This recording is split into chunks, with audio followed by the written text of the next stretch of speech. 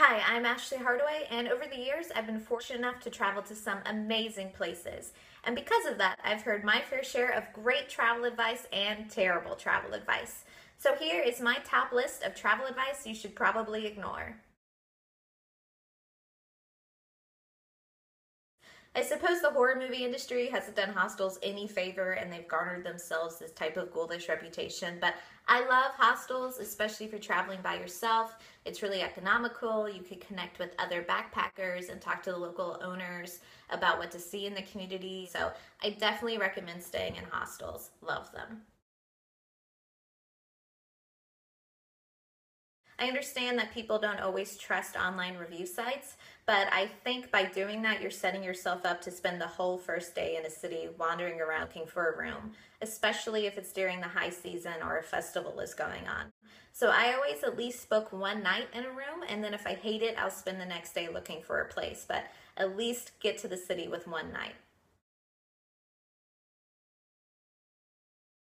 I find traveler's checks to be more hassle than they're worth, especially when traveling overseas. There's no guarantee you'll be able to find a bank that can cash them. So what I do is I bring a backup credit card and I call my bank to let them know I'll be traveling and not to freeze my account in case I use it, but I definitely don't bring traveler's checks. I hear this often, especially as a girl, not to travel alone.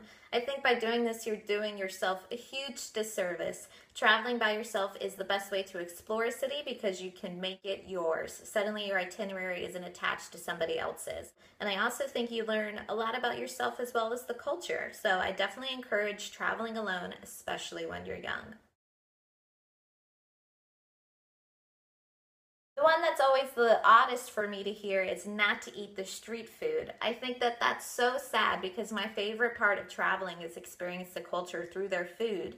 And street food is where the locals eat. So what I do is I go to the market, I check it out. Obviously, I'm not going to eat at the place where there's absolutely no line. But if there's a line around the corner, hell yeah, I'm going to get into it. And you should too. It's going to be the best part of your trip. You'll absolutely love it. And the piece of travel advice that bums me out the most when I receive it is to pretend you're not American.